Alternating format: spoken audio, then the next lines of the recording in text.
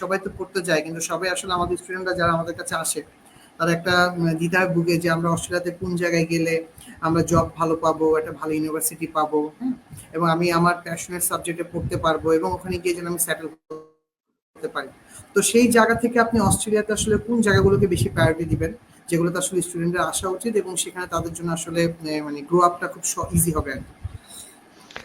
আচ্ছা, এখানে বিষয়টা আপনি খুব দুইটা প্রশ্ন করেছেন এখানে, যে আমরা কোন রিজিওনাল বা কোন রিজিয়নটা চুজ করব এবং কি ধরনের ইউনিভার্সিটি চুজ করব। জি। একটু সর্বপ্রথম যেটা আমি বলবো যে ইউনিভার্সিটি চুজ করার আগে অস্ট্রেলিয়া আসার জন্য আপনার দরকার হচ্ছে রিজিয়ন চুজ করা। আপনি কোথায় আসবেন। আমাদের অস্ট্রেলিয়াতে অনেকগুলো সর্বমোট আম, আপনার এখানে যে 7টি স্টেট আমরা বলি বা টেরিটরি সব মিলে এই এখানে কোথায় কোন জায়গায় আসলে আপনার ভালো হবে সেটা আগে আপনার জন্য সুইটেবল কোনটা সেটা আপনাকে আগে ডিসাইড করতে হবে। এখানে মেট্রোপলিটন সিটি যদি আপনি বলেন, সেক্ষেত্রে আমরা মেট্রোপলিটন সিটি বলতে আমাদের এখানে 3টা সিটি আছে। একটা হচ্ছে সিডনি, একটা মেলবোর্ন, আর একটা হচ্ছে ব্রিসবেন। যেখানে আপনার 1 মিলিয়ন প্লাস পপুলেশন, সেগুলোকে আমরা আসলে মেট্রোপলিটন সিটি হিসেবে দেখি। আচ্ছা তো আচ্ছা। এই সিডনি, মেলবোর্ন এন্ড ব্রিসবেন, এই 3টা ছাড়া বাকি যত রকমের সিটি আছে, যতগুলো সিটি আছে সবগুলোকে সাধারণত রিজিওনাল সিটি বলা হয় আচ্ছা। বা রিজিওনাল স্টেট বলা হয়।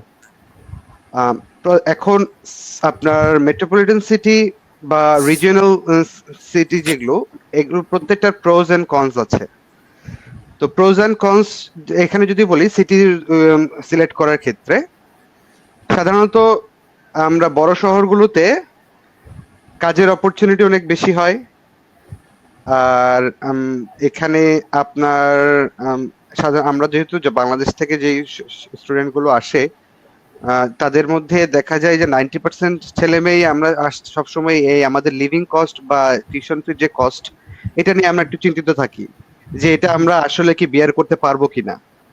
তাহলে এইরকম যদি আপনার চিন্তা থাকে, তা আপনার যদি মনে হয় যে না, আমার ফ্যামিলি থেকে কোনো প্রকার কোনো সাপোর্ট দিতে পারবে না, আমার একদম ডে ওয়ান থেকেই আমাকে আমার নিজের কস্ট নিজে বেয়ার করতে হবে, in that case I will suggest যে আপনি কোনো মেট্রোপলিটন সিটিতে আসেন। কারণ এখানে আপনার যেহেতু পপুলেশন বেশি, অবশ্যই আপনার কাজের অপরচুনিটি বেশি হবে।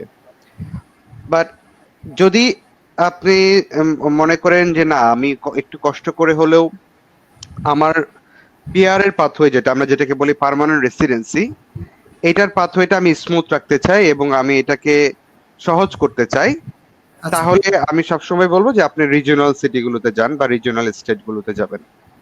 এটা হচ্ছে একটা প্রোজ এন্ড কনস আমি এখানে বললাম। এখানে আরো অনেক প্রোজ এন্ড কনস আছে, যেটা আমরা লাইভে আরো হয়তো বা পরবর্তীতে আলোচনা করব। এটা হচ্ছে আমাদের সিটির ক্ষেত্রে গেল। এখন সিটির মধ্যে প্রত্যেকটা স্টেটে ধরেন আপনার অনেকগুলো করে ইউনিভার্সিটি আছে। এখন এক একটা ইউনিভার্সিটি এক একটা বিষয়ের উপরে সাধারণত পারদর্শী হয়ে থাকে। কোন ইউনিভার্সিটি বিজনেসের উপরে পারদর্শী, কোন ইউনিভার্সিটি ইঞ্জিনিয়ারিং এর উপর পারদর্শী, আবার কোন ইউনিভার্সিটি দেখা যাচ্ছে যে আপনার এগ্রিকালচারাল সায়েন্স দিয়ে তারা বেশি গুরুত্ব দেয়। তো আপনাকে আপনার এডুকেশন লেভেল, আপনার ফিউচার গোল, এগুলো চিন্তা করে আপনাকে ইউনিভার্সিটি সিলেক্ট করতে হবে। আচ্ছা আচ্ছা। সর্বপ্রথম সিটি, দেন আপনার আপনার ফিউচার গোল অনুযায়ী আপনাকে ইউনিভার্সিটি সিলেক্ট করতে হবে। আবার আপনার স্কলারশিপের বিষয় আছে, কোন ইউনিভার্সিটি বেশি স্কলারশিপ দেয়, কোন ইউনিভার্সিটি কম স্কলারশিপ দেয়। সবকিছু এইসব কিছু মাথায় রেখে আপনাকে ইউনিভার্সিটি সিলেকশনে যেতে হবে।